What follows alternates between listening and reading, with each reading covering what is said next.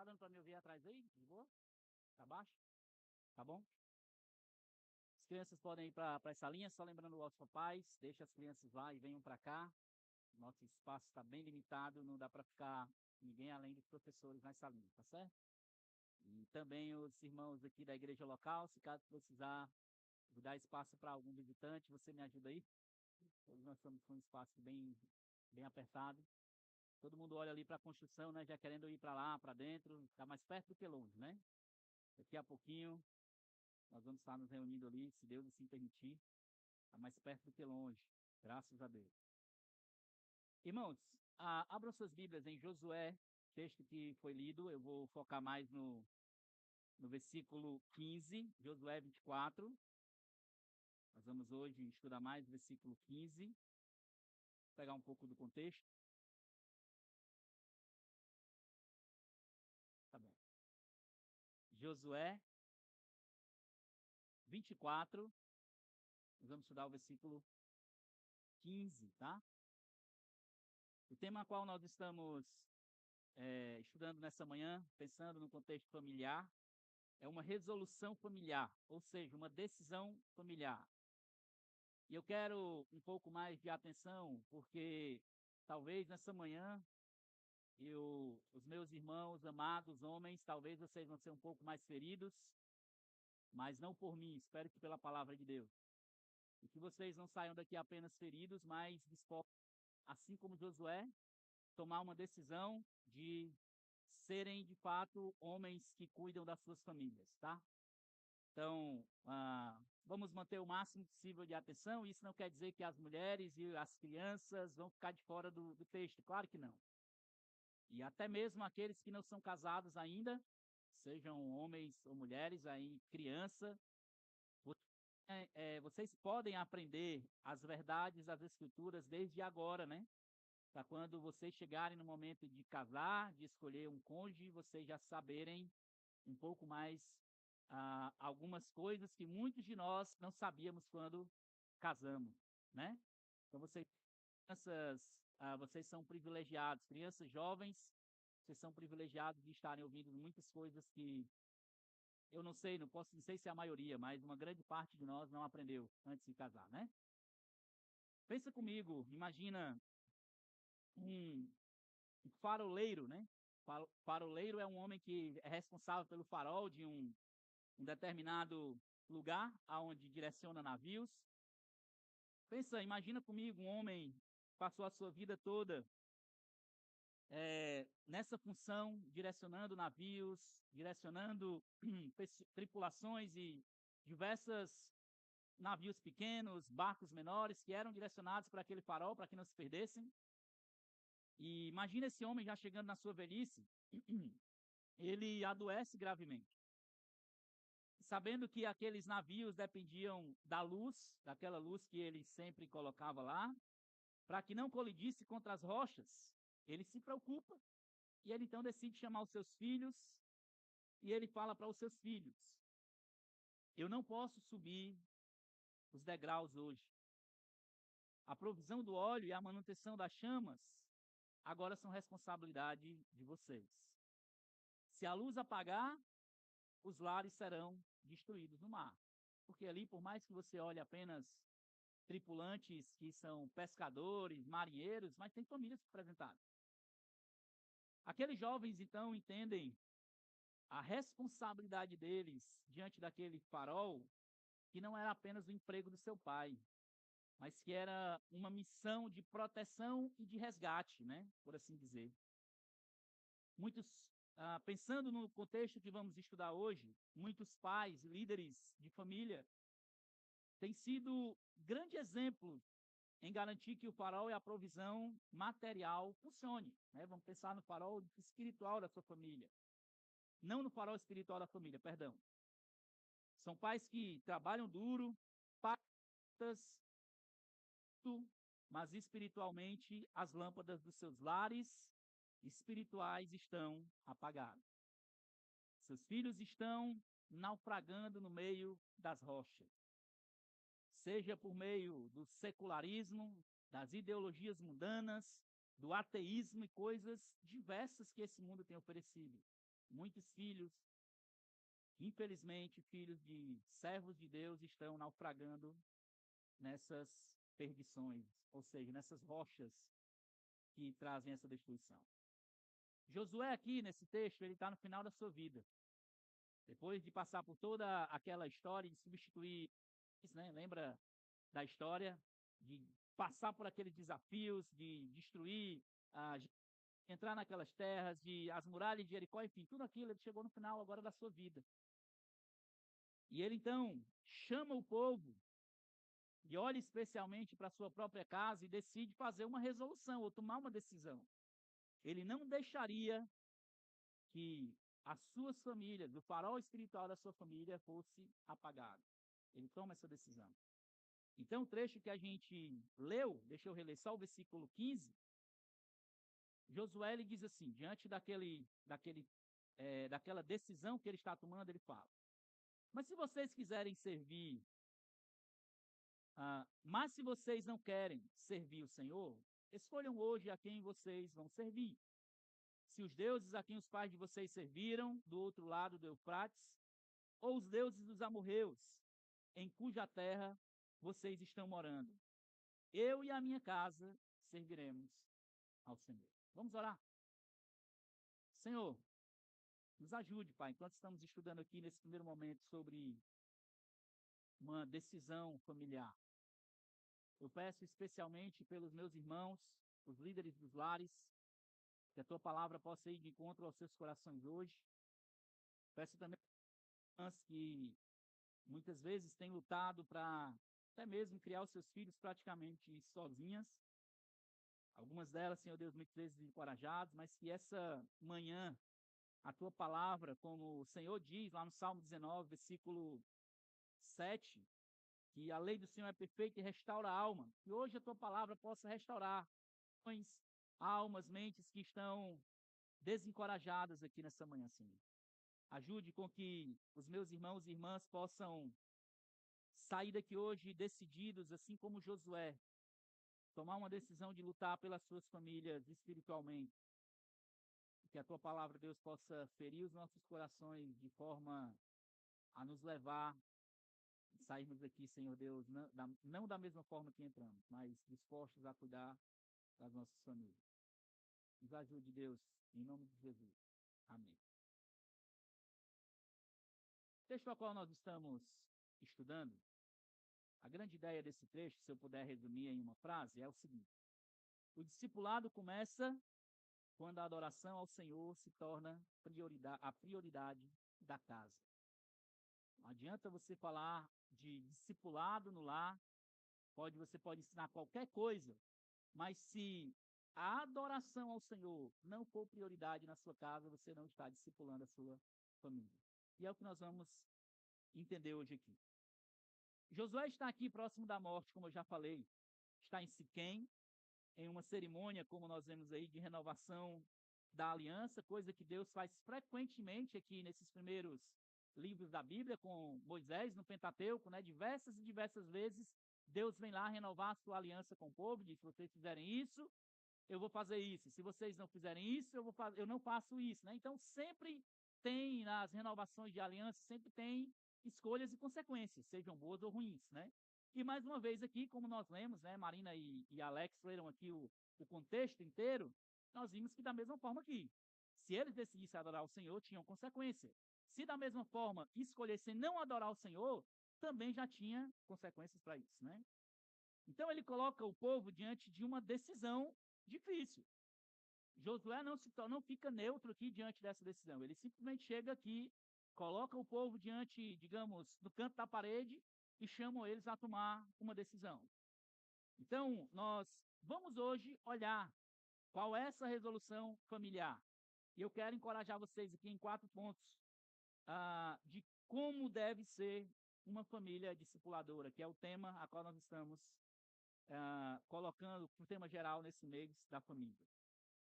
A primeira coisa que nós vemos, meus irmãos, é que uma família discipuladora, ela faz uma escolha consciente. Uma família discipuladora, ela faz uma escolha consciente. Deixa eu pegar aqui o comecinho do trecho.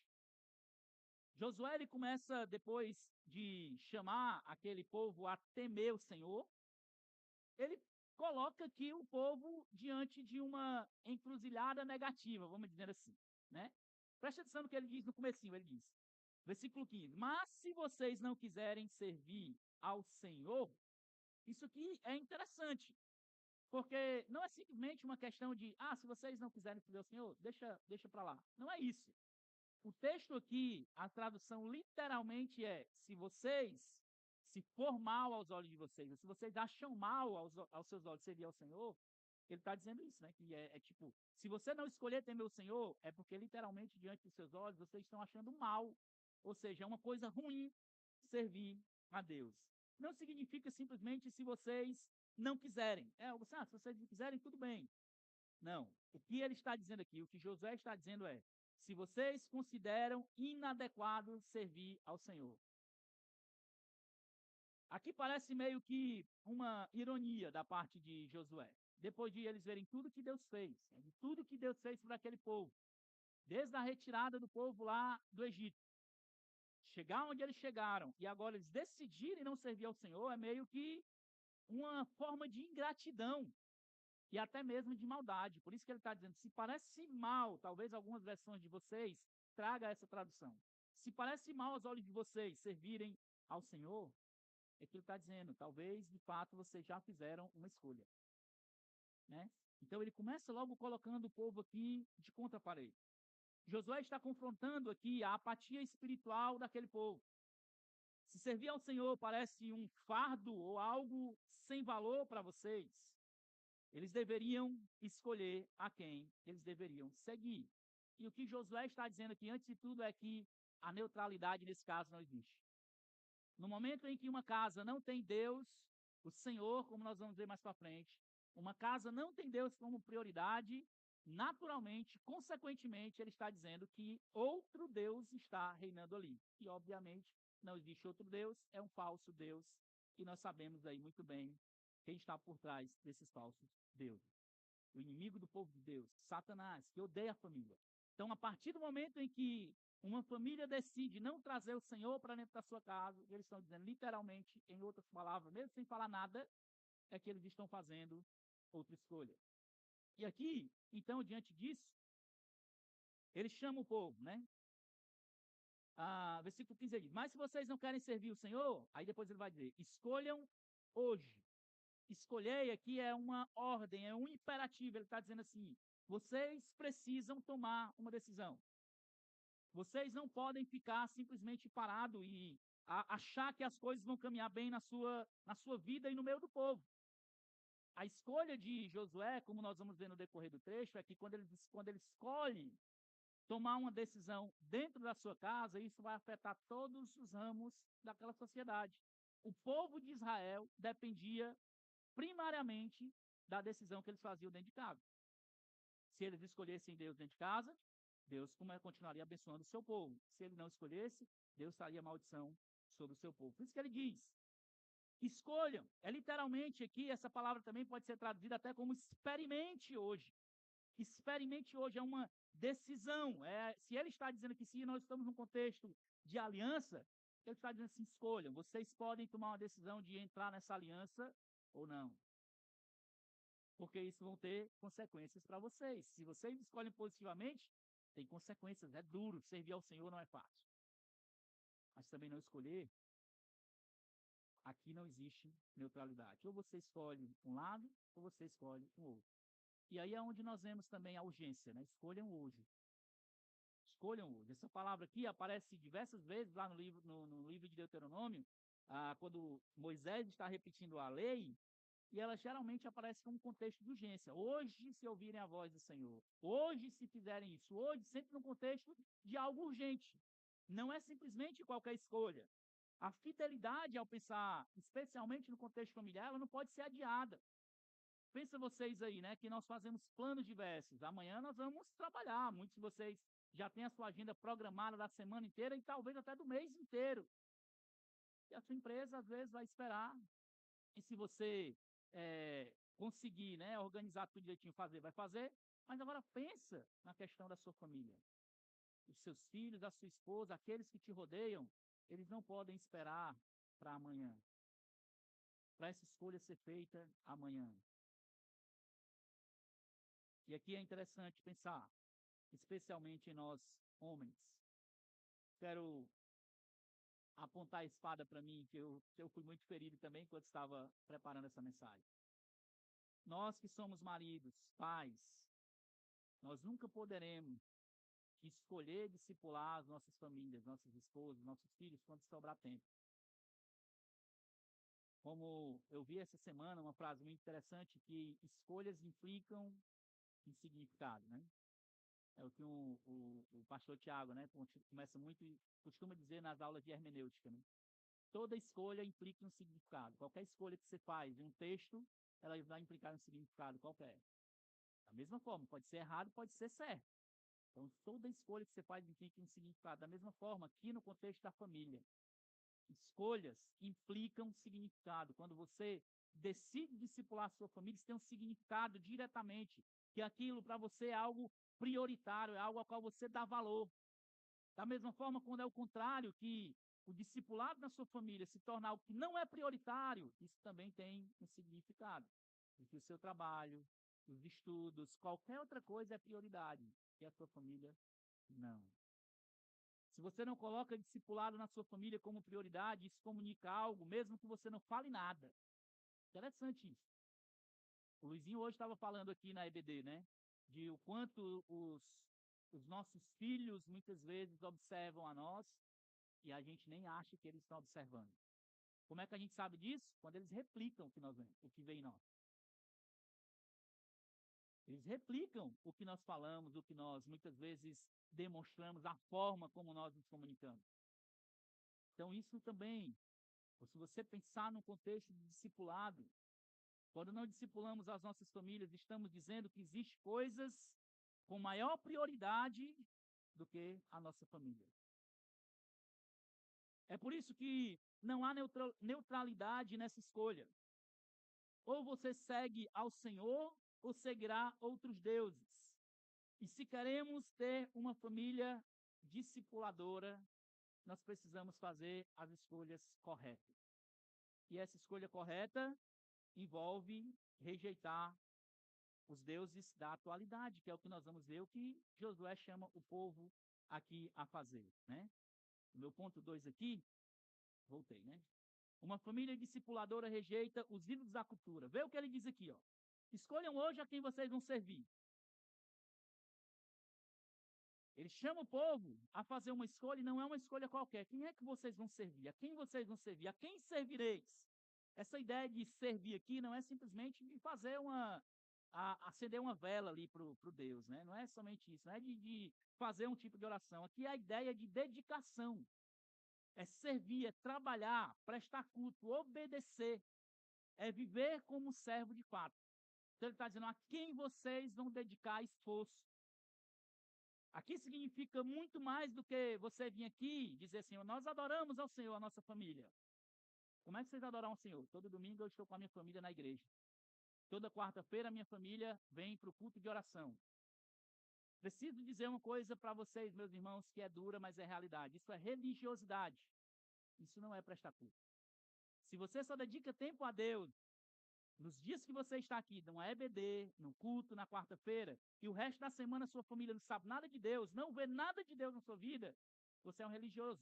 Você não está adorando a Deus. Você não está dedicando tempo para Deus. A ideia de Josué aqui, de nos chamar de fato, é dizer assim, a quem vocês vão dedicar a vida completa de vocês. Isso aqui não quer dizer que você vai deixar de trabalhar a partir de agora, a nossa família vai passar o tempo todo na igreja, vindo aqui, orando e coisas do tipo. Não é isso.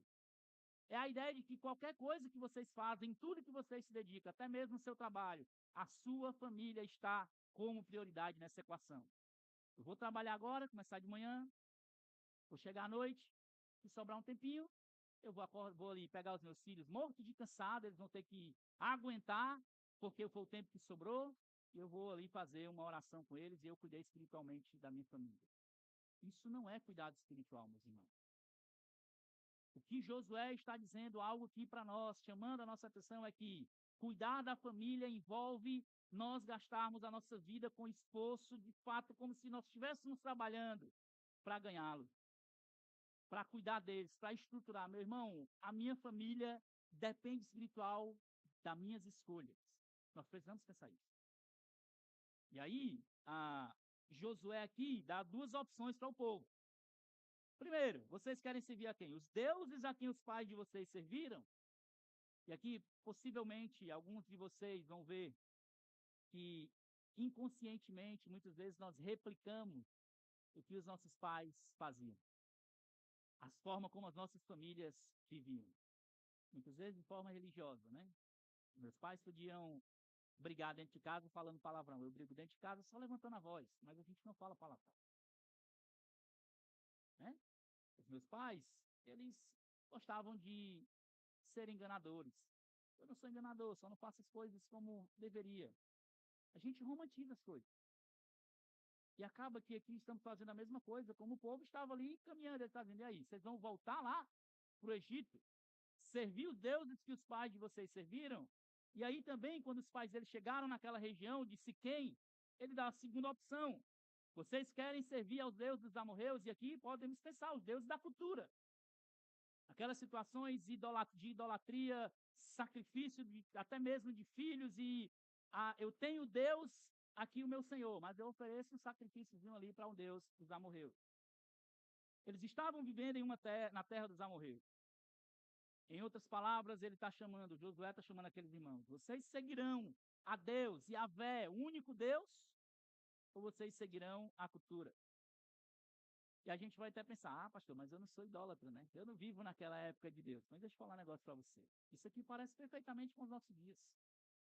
Hoje, os nossos deuses, os falsos deuses que rodeiam a nós diretamente, se você pensar, pensa no materialismo. Consumismo, as pessoas simplesmente sempre querendo mais e mais e mais e mais coisas do tipo. E, consequentemente, vivem as suas vidas desenfreadas para trabalhar e ganhar dinheiro e mais dinheiro e coisas desse tipo.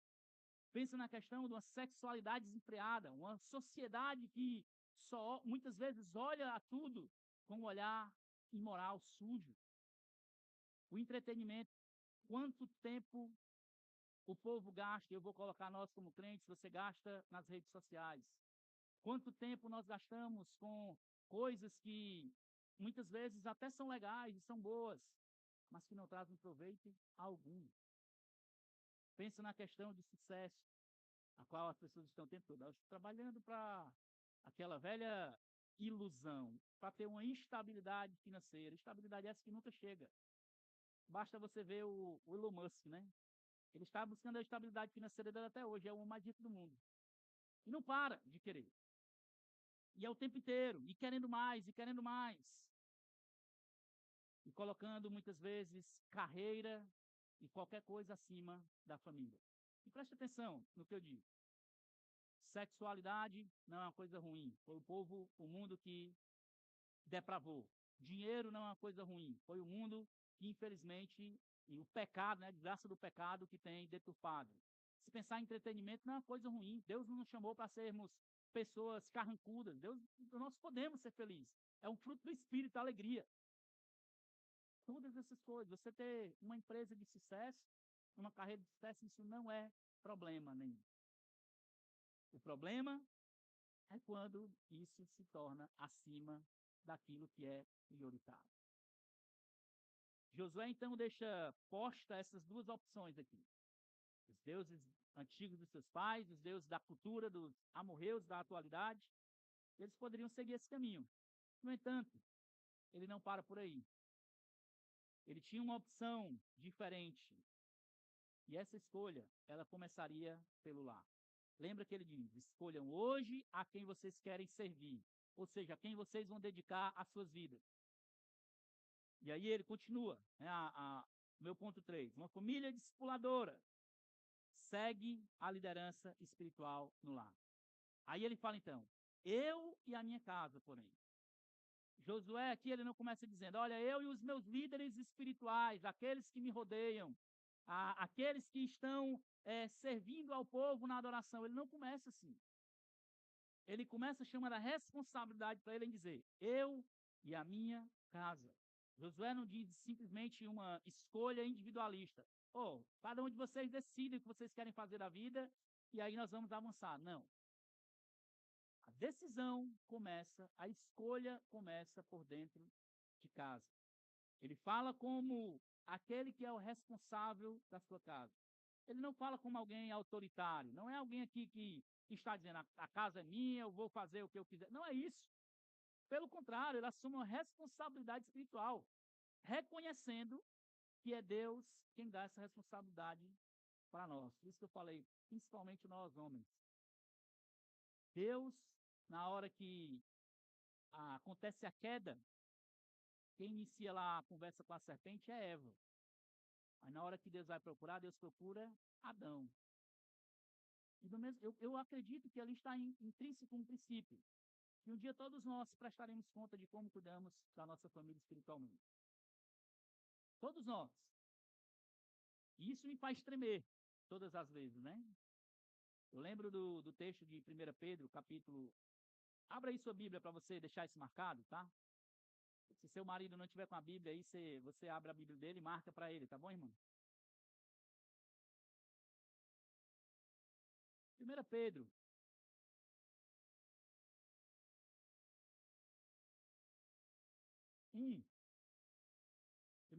Primeira Pedro 3, versículo 7. 1 Pedro 3, 7. Depois de falar dos deveres das mulheres ali, o apóstolo Pedro, mesmo em um contexto de perseguição, ele direciona então assim, até as mulheres podem pensar assim, rapaz, Pedro gastou 6 versículos para falar para as mulheres e só um para os homens. Mas Pedro não dividiu a Bíblia em versículos não, tá? Isso quem fez foi a gente depois. Mas o trecho realmente é menor para os homens. Agora deixa eu falar da menor responsabilidade aqui para você, homem. Especialmente você que é casado ou que deseja casar, tá bom? Presta atenção aqui, que isso aqui é o que se esperar de você. Pedro ele diz assim, maridos, vocês igualmente vivam a vida comum do lar, com discernimento, dando honra à esposa, por ser a parte mais frágil, e por ser coerdeira da mesma graça da vida. Agindo assim, as orações de vocês não serão interrompidas. O que Pedro está dizendo aqui, maridos, vocês precisam gastar tempo conhecendo, vivendo a vida comum do lar com as suas esposas. Com discernimento, é literalmente com conhecimento. Muitos homens aqui vivem uma vida que você sabe nem o que a esposa gosta. Não sabe como agradar a esposa, ou pelo menos não se esforça para fazer. Então, o que Pedro está dizendo é que é uma responsabilidade nossa fazer isso. De saber, não que você vai estar o tempo todo pisando em ovos, querendo agradar a sua esposa. Isso também é pecado para o outro lado, tá bom? Se você passa o tempo todo chantageando seu marido, isso também é pecado. Assim como não se responsabilizar por cuidar da esposa. Aqui é uma balança. A esposa tem que saber o seu lugar e o marido tem que fazer parte disso aqui. Então, pastor, eu passo o dia trabalhando, tá massa. Eu não vou chegar em casa e vou dormir, né, descansar. Não, meu irmão. Você tem que chegar em casa e tem que participar da vida comum do lar, sim. Se não quer, não casa, né? É isso. A gente, porque nós estamos nos acostumando com uma vida de moleza, especialmente os mais novos aqui, jovens, crianças. Vida de casado é dura, é difícil, é maravilhoso. A melhor coisa que eu fiz foi casar. Não quer dizer que é fácil, não, meu irmão. A gente, essa semana, dormimos quase nada com 3 meninos doentes. Então, você quer moleza? Casamento não é para você. E nós precisamos saber disso aqui, porque eu não vou responder diante da minha esposa. Olha o que o texto termina dizendo. Quando eu não cuido da minha esposa como um vaso mais frágil, como um vaso, não é um vaso mais fraco não aqui, viu? Aqui a ideia de frágil é precioso. Pensa num cristal que um garimpeiro deu para você de presente e você, meu irmão, coisa maravilhosa. Quantos de vocês vão deixar um cristal precioso no meio da sala com 5, 10 crianças correndo? Ninguém vai deixar. Porque você tem que cuidar com uma preciosidade gigantesca, e é o que esse texto significa.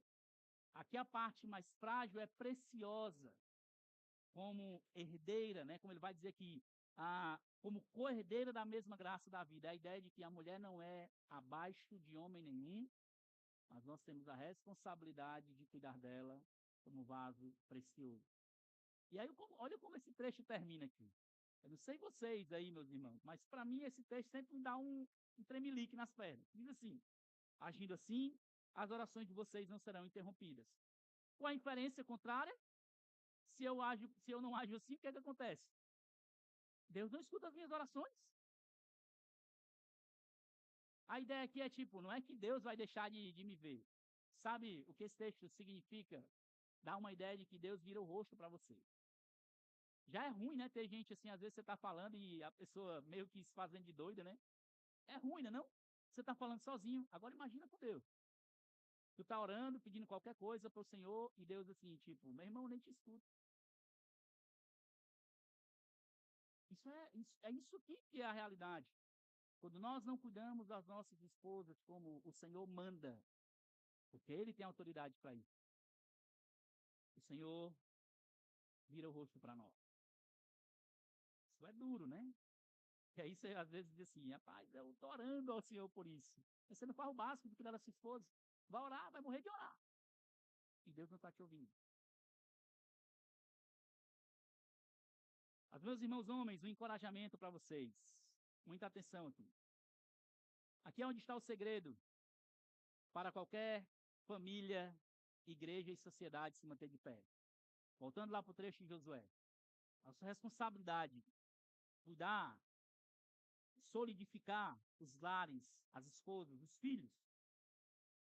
Aqui é onde está o segredo para que qualquer igreja, qualquer família, sociedade, né? Está na ordem, família, igreja e sociedade se mantenham de pé.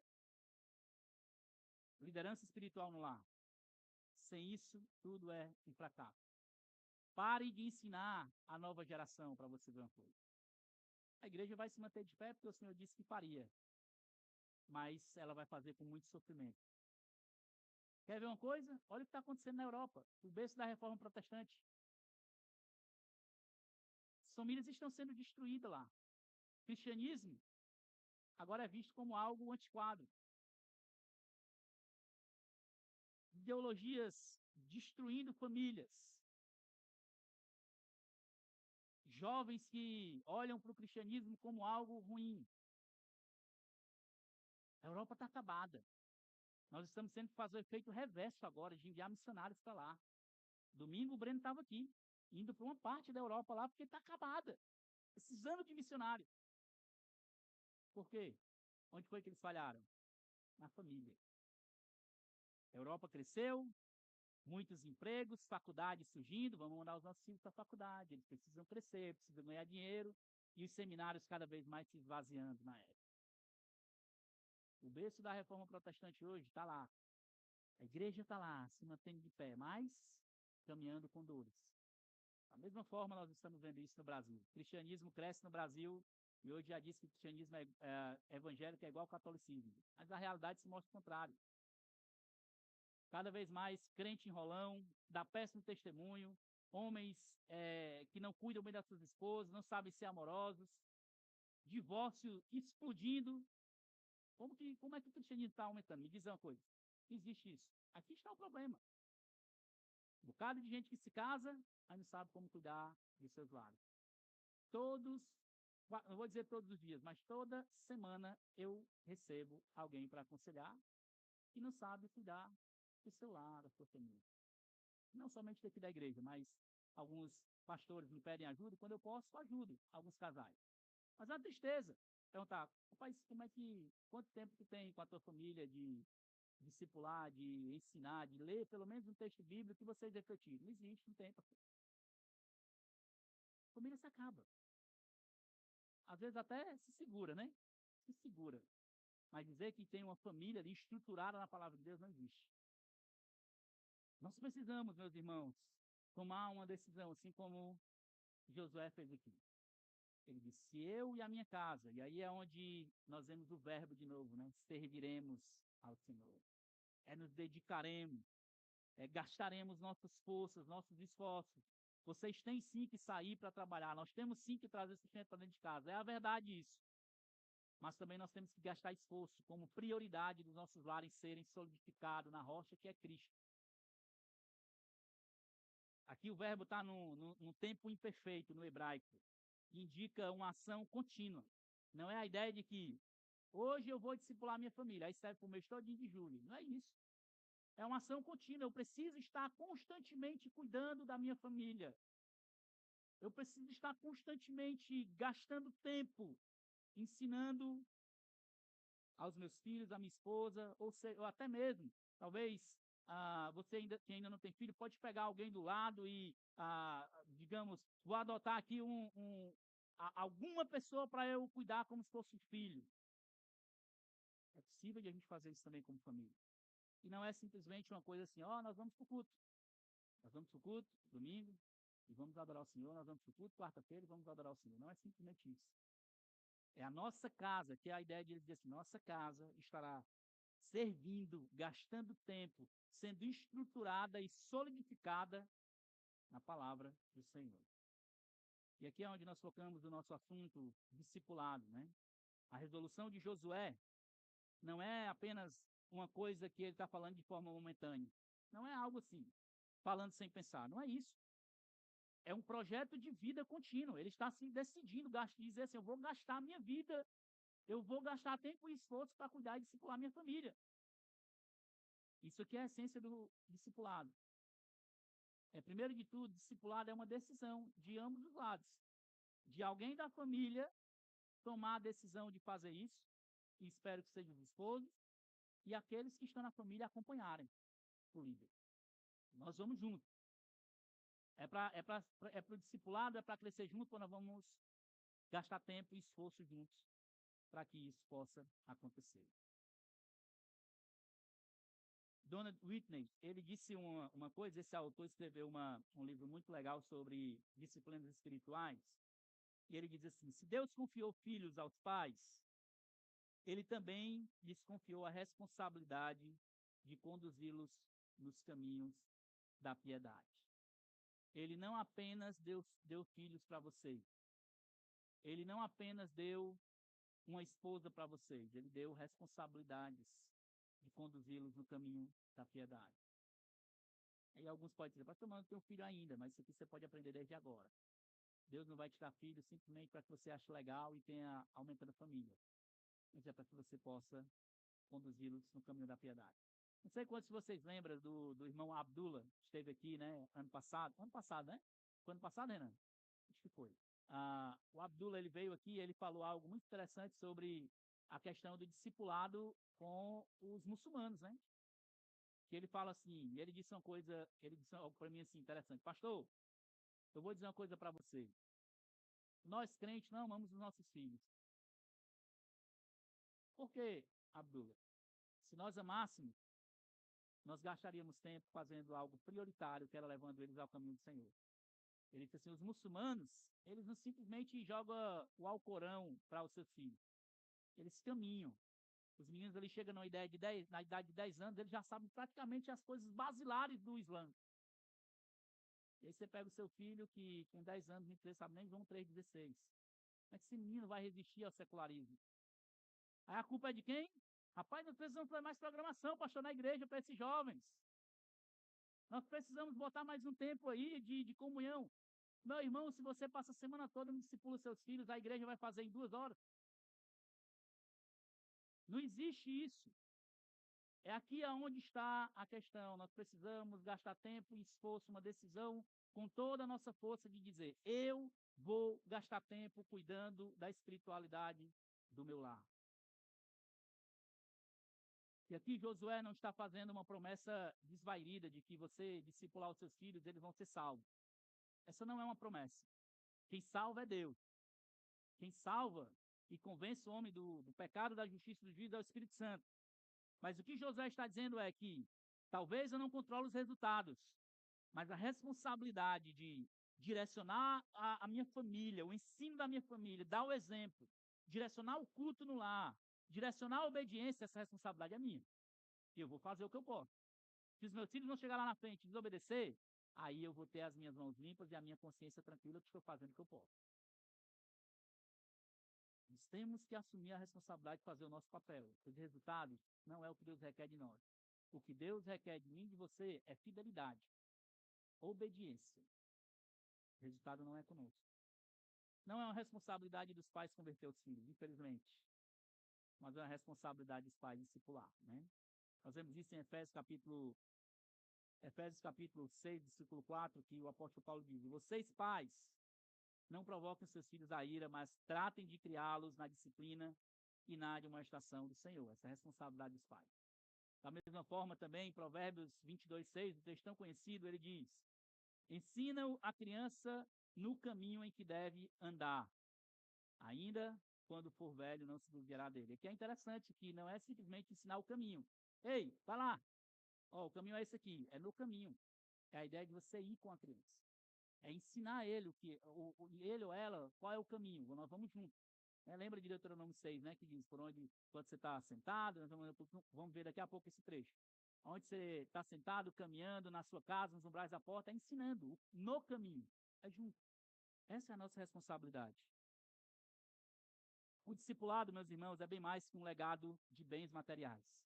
Você muitas vezes pode estar dizendo, eu estou cuidando do legado da minha família. E está levantando aí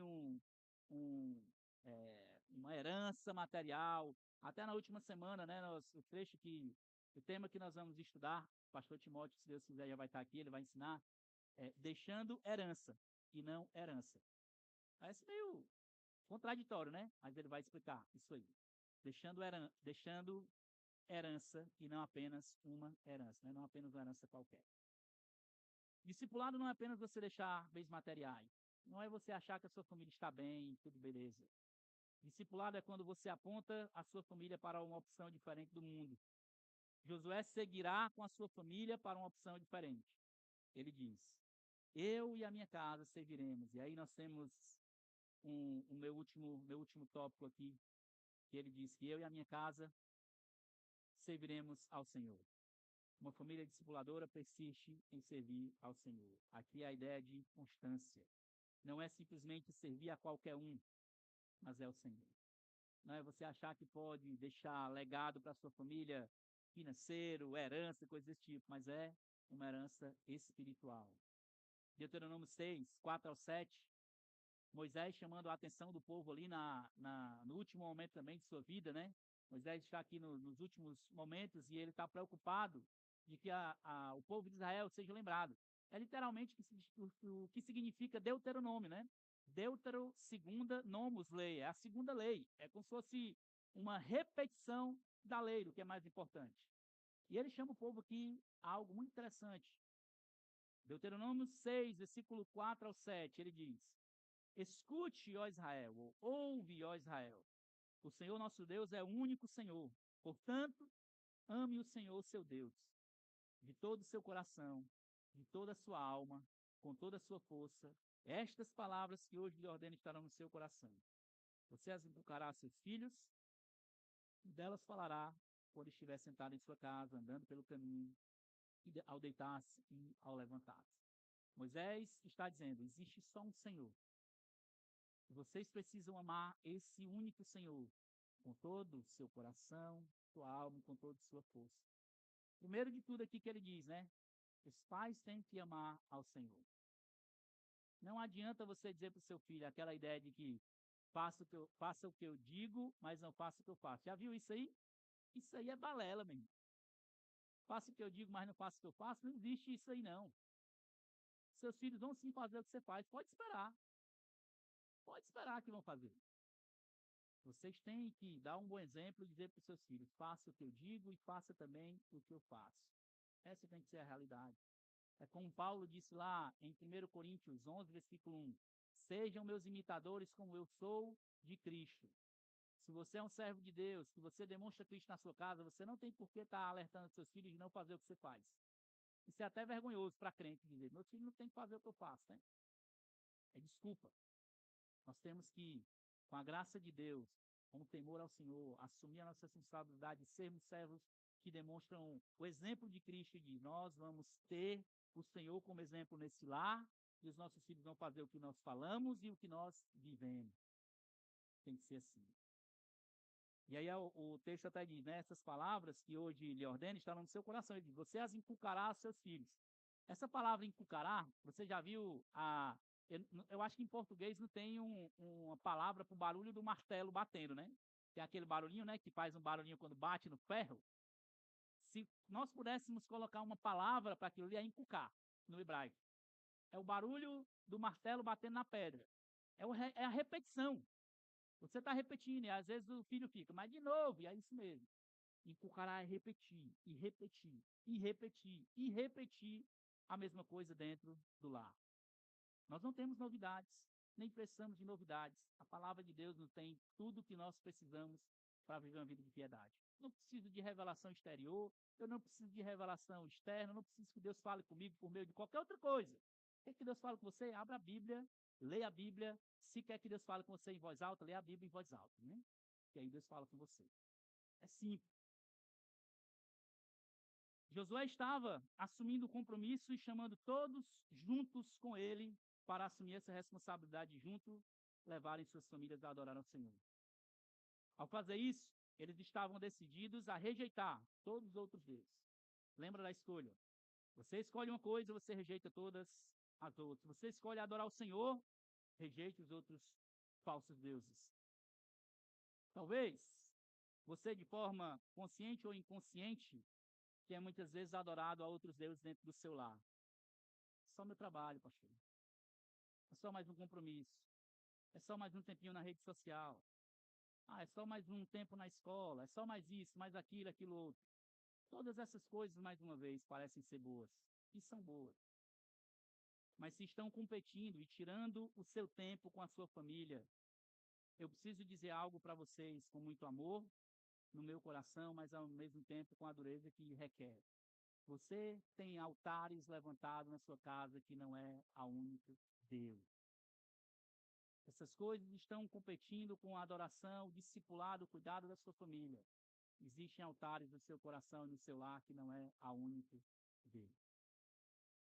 Meus amados irmãos, aqui está algo que nós precisamos receber hoje. Talvez você veio aqui, rapaz, no meio da família, legal, né? Vou ouvir. Talvez você não estava esperando ouvir isso. Assim como eu também não estava esperando que Deus batesse tão forte em mim. Mas hoje nós podemos sair daqui com uma resolução familiar e mudar essa realidade em nossos lares. Você pode sair com raiva de mim não, né? Que eu não falei nada a meu respeito, falei de Deus. Você pode sair com raiva de Deus, ou você pode sair daqui decidido, assim como Josué fez.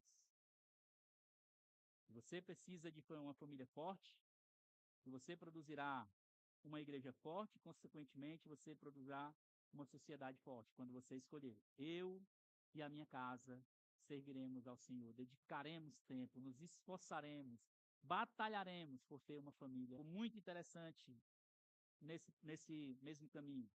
Se negligenciarmos a instrução de nossos filhos, é difícil esperar que a igreja prospere. A igreja vai morrer. Sem famílias fortes, não existe igreja forte. E sem igrejas fortes, o que está acontecendo na sociedade? A sociedade vai definhar. Aí você está aí reclamando dos governantes, está reclamando do presidente, você está reclamando do governador, do prefeito. Você não faz o básico, que é cuidar e preparar o seu filho para essa sociedade. Um bocado de gente ruim está aí tomando os cargos públicos, porque nós não botamos os nossos filhos lá. Prepare o seu filho dentro de casa para ser um servo de Deus, e independente da profissão que ele for servir. Ele vai chegar lá, sei lá, eu quero que meu filho siga na área da medicina, eu quero que meu filho siga na área da administração, a área do direito, qualquer área que ele for servir. Portanto, que chegue lá em cima, o poder e as nuances daquelas áreas financeiras não venham seduzir os olhos dele. Mas eles vão chegar lá e as pessoas vão dizer, rapaz, tem alguma coisa diferente nesse homem, nessa mulher aqui. Sabe onde foi que isso começou? Lá atrás. Lá atrás. John MacArthur diz que o maior legado que um pai pode deixar aos seus filhos não é riqueza, mas é o exemplo de fidelidade a Deus. Você pode deixar a riqueza aos seus filhos? Beleza. Isso não é problema, mais uma vez. Contanto, que o maior legado que você deixe seja fidelidade a Deus, em cuidar dos seus filhos, em cuidar do seu lar. Você pode ter todo o sucesso do mundo, contanto que esse sucesso comece na sua família. Você pode ser mais conhecido em qualquer lugar, contanto que você seja conhecido como alguém que cuida da sua família. Eu vi um antigo relato de um pai escocês do século XIX, que todos os dias ele reunia a sua família ao redor da mesa antes do café da manhã. Lia um trecho das Escrituras, fazia pergunta aos filhos, sobre o texto e orava por cada um deles. Um dia, um visitante veio naquela casa e perguntou a um dos filhos o que tornava aquele lá tão diferente.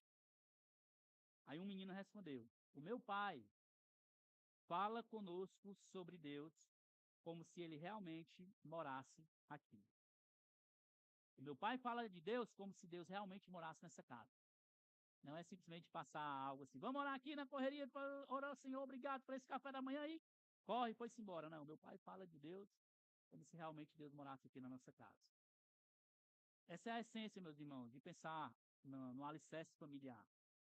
Não é você transformar a sua casa num seminário teológico, né? Mas é um lugar onde Deus é conhecido e Deus é adorado, Deus é amado, Deus é obedecido diariamente. Isso não é visto somente em um momento que vocês vão ler a Bíblia, mas é em todas as práticas da família. Deixa eu terminar aqui com algumas aplicações, meu tempo já foi. Quero direcionar aplicações aqui para... pode passar, não. Aqui eu tenho, deixa eu só ler esse trecho rápido, né?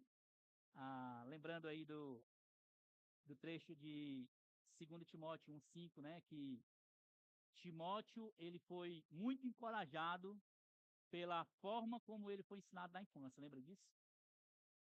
Paulo, ele fala para Timóteo, na hora que está encorajando ele, Timóteo aí, o contexto dessa carta, segunda Timóteo, é que possivelmente Timóteo estava até pensando em abandonar o ministério pastoral, estava balançado com aquelas questões que estavam acontecendo, e ele chega e diz, Timóteo, eu lembro da sua fé sem fingimento, a mesma que primeiramente habitou em sua avó Lóide e em sua mãe Eunice.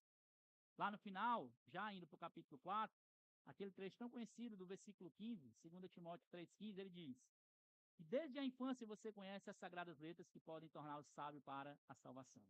Ele não fala assim, Timóteo, ei, lembra que tu estudou a Bíblia comigo, rapaz, quem te treinou foi eu, o apóstolo Paulo.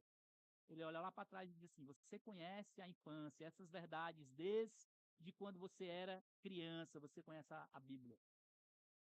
Lembre disso. Homens, primeiro, né? Deixa eu direcionar aqui para os homens. Homem,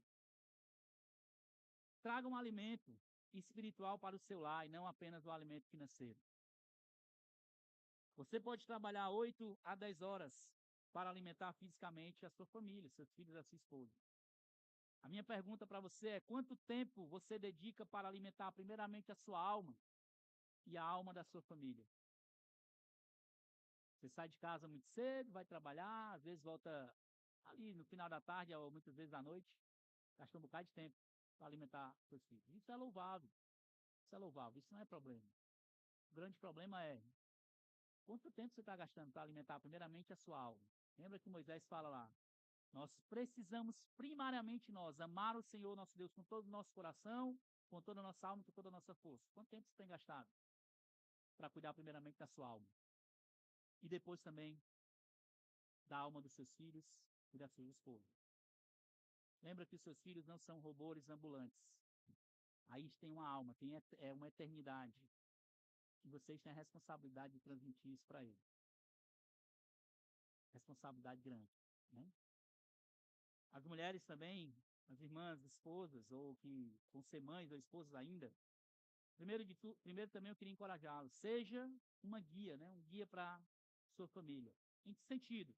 Vocês podem fortalecer o discipulado que seus esposos começam. Eles estão discipulando lá, e você tem um pouquinho mais de tempo, fortaleça isso. Gaste um pouquinho mais de tempo, você não precisa só esperar por ele.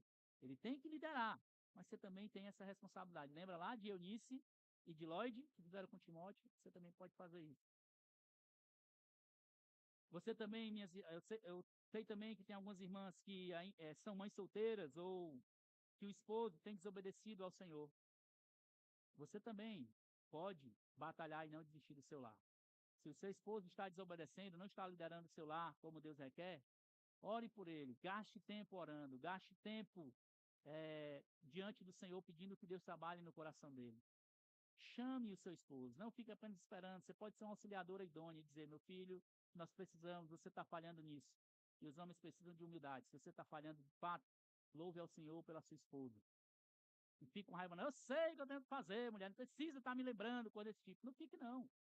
Porque a sua esposa está dizendo, meu amor, você precisa cuidar do nosso lar espiritualmente. Agradeça a Deus que você tem uma auxiliadora de fato que está alertando que você precisa fazer isso. É uma bênção. Faça isso. E não desista, se é quase toda semana, faça. Ou o Senhor trabalha no coração dele, ou você ganha ele no cansaço. Uma hora dá certo. Não desista, irmã, se você tem uma responsabilidade gigante. E aos filhos também. Vocês podem aprender com os bons exemplos desde agora. Talvez você, assim como eu, não tenha tido um lar estruturado. Um lar que te legou um exemplo, os seus pais foram os pais que te disciplinaram. Talvez você, assim como eu, não teve. No entanto, você pode futuramente criar esse lar. É o que eu tenho batalhado para fazer hoje. O Senhor tem me dado 3 filhos. E eu tenho batalhado para que a minha próxima geração, se Deus assim permitir, que os meus filhos casem e tenham filhos, eu queria ver isso também nos meus netos. Você pode quebrar essa maldição aí, né? Vamos dizer assim. De simplesmente famílias desestruturadas. Quem sabe daqui a 20 anos, e passa rápido, você veja os seus filhos discipulando os seus netos. Isso começa hoje. Começa hoje. Se você tem um lar que glorifica a Deus, eu queria dizer para você, aproveite. Aproveite os seus pais. Observe, aprenda com ele. Aprenda tudo e replique isso no futuro.